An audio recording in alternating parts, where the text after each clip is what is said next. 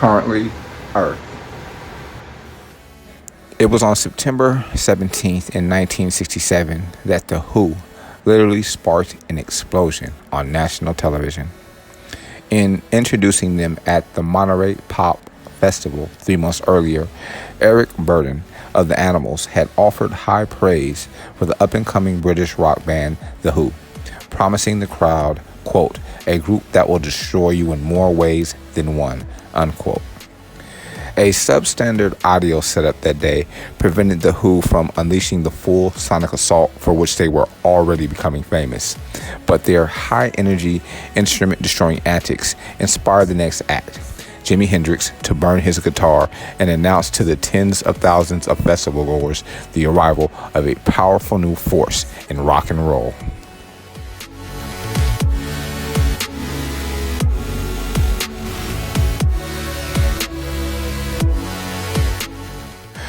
The rest of the country would get its introduction on September 17th in 1967 when The Who ended an already explosive, nationally televised performance of Talking About My Generation with a literal bang that singed Pete Townshend's hair, left shrapnels in Keith Moon's arm, and momentarily knocked the Smothers Brothers Comedy Hour off the air.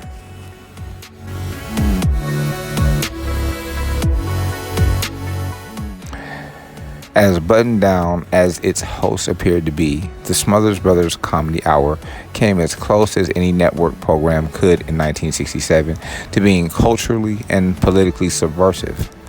Tom and Dick Smothers fought a running battle with CBS during their show's 3-year run over scripts that subtly tweaked the establishment, and Guess Who's off-air politics were deemed controversial by network censors.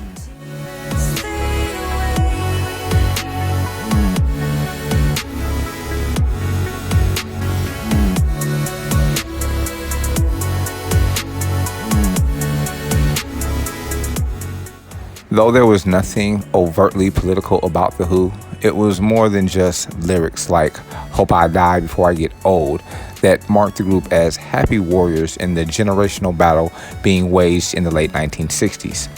It was also, among other things, the sheer volume at which they preferred to play and their penchant for leaving every stage they played on looking as if a bomb had just gone off. On this day in 1967, one actually did.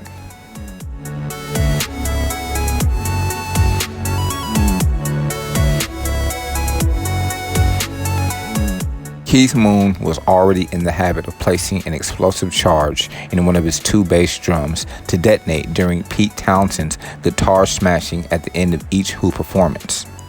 But for their Smothers Brothers appearance, Moon packed several times the normal amount of explosive into his drum kit, and when he set it off, a gigantic explosion rocked the set. A blinding cloud of white smoke engulfed Townshend and singer Roger Daltrey.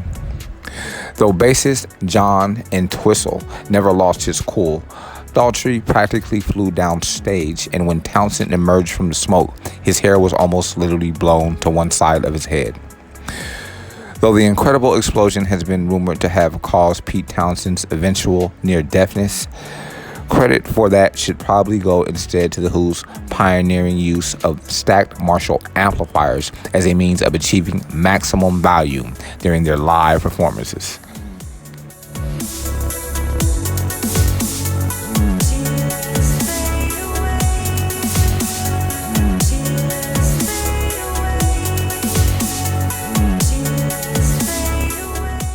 It was on September 17th in the year 1983 that the beautiful Vanessa Williams became the first black woman to win the Miss America crown.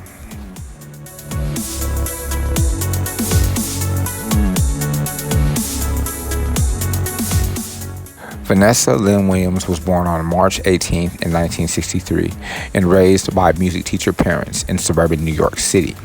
She attended Syracuse University, where she majored in musical theater. After winning the Miss New York title, Williams went to Atlantic City, New Jersey to participate in the Miss America pageant. On September 17th in 1983, Williams made history by becoming the first African-American woman in the pageant's 63-year history to capture the Miss America title.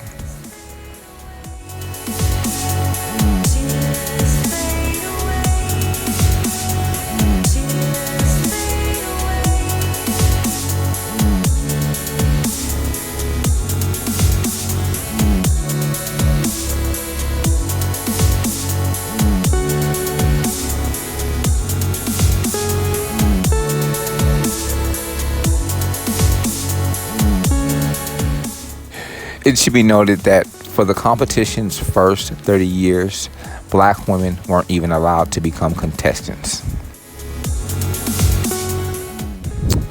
Scandal later erupted when nude photos surfaced of Vanessa Williams that had reportedly been shot when she worked for a photographer before her pageant days.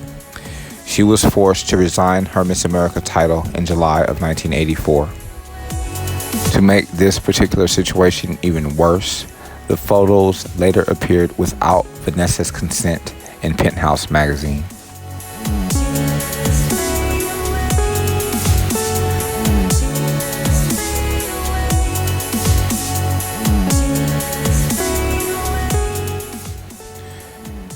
After some time away from public eye, Williams reemerged and embarked on a successful music career.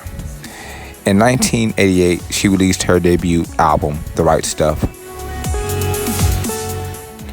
In 1991, she released The Comfort Zone, which sold over 2 million copies and contained the chart-topping single, Why Don't You Save the Best for Last?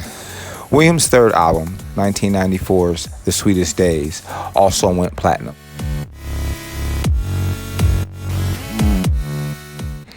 In 1995, she recorded Colors of the Wind, the theme song on the soundtrack for the animated feature Pocahontas. The song later earned an Academy Award.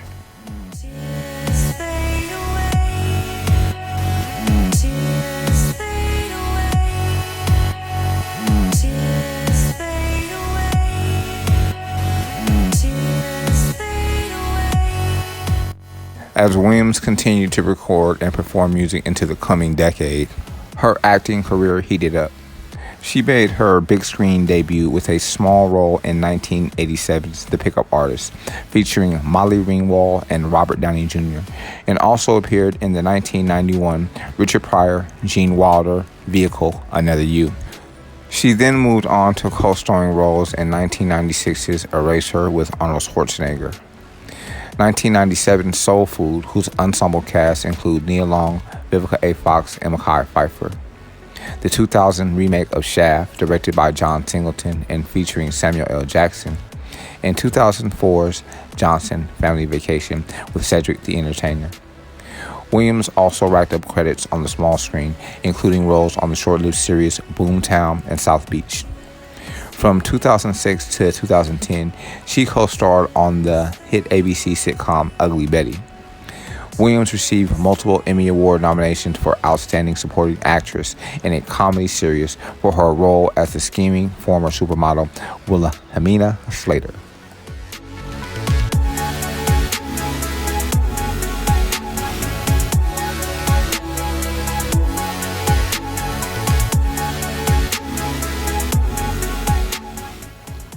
Williams has also appeared on Broadway, where she made her debut in 1994 with a starring role in The Kiss of the Spider-Woman.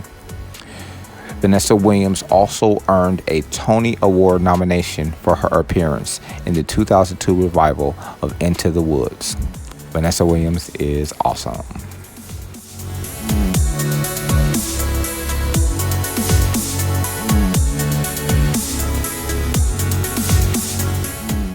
On September 17th in 1996, daytime talk show host Oprah Winfrey launches a television book club and announces The Deep End of the Ocean by Jacqueline Mitchell as her first selection. Oprah's book club quickly became a hugely influential force in the publishing world, with the popular TV's host endorsement capable of catapulting a previously little-known book onto the bestsellers list. When Oprah's book club first launched, some in the publishing world were skeptical about its chances for success. As the New York Times noted, Winfrey's project, recommending books, even challenging literary novels for viewers to read in advance of discussions on her talk show, initially provoked considerable skepticism in the literary world, where many associated daytime television with lowbrow entertainments like soap operas and game shows. However, the club proved to be a hit with Winfrey's legions of fans, and many of her picks sold over 1 million copies. She earned no money from book sales. Winfrey's ability to turn not just books, but almost any product or person she recommended into a phenomenon came to be known as the Oprah effect.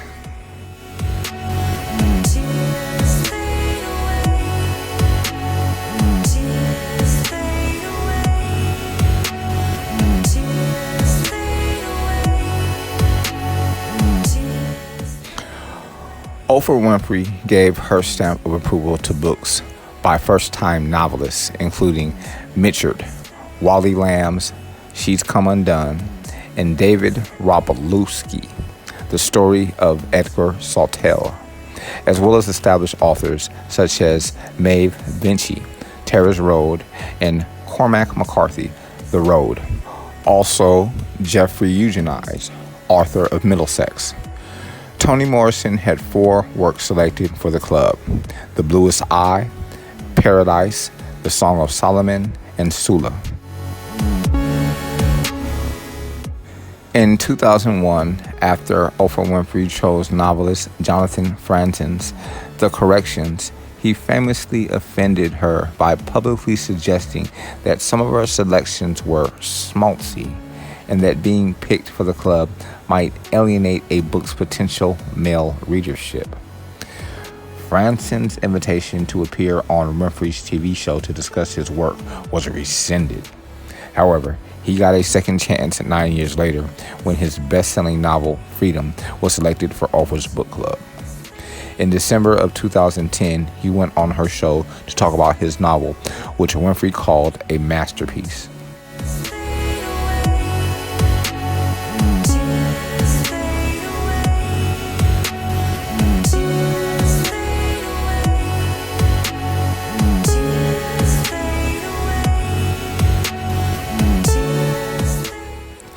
In 2003, Winfrey switched her recommendations from contemporary titles to classic tomes, including The Good Earth by Pearl S. Buck and East of Eden by John Steinbeck.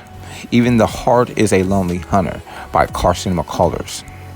In 2004, when Winfrey chose Anna Karenina by Leo Tolstoy, the novel's publisher printed an additional 800,000 copies.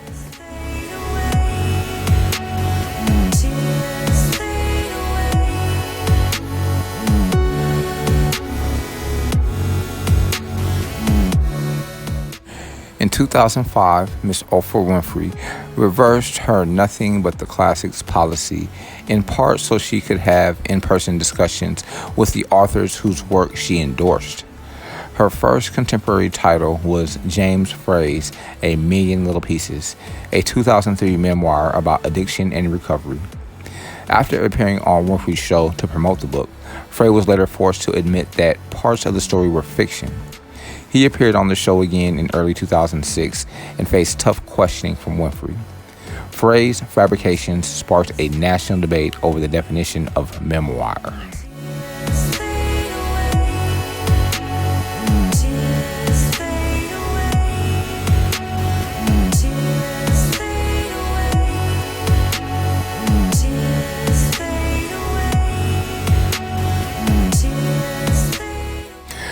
By the final season of Oprah Winfrey's awesome TV show in 2011, more than 60 titles had been chosen for Oprah's book club.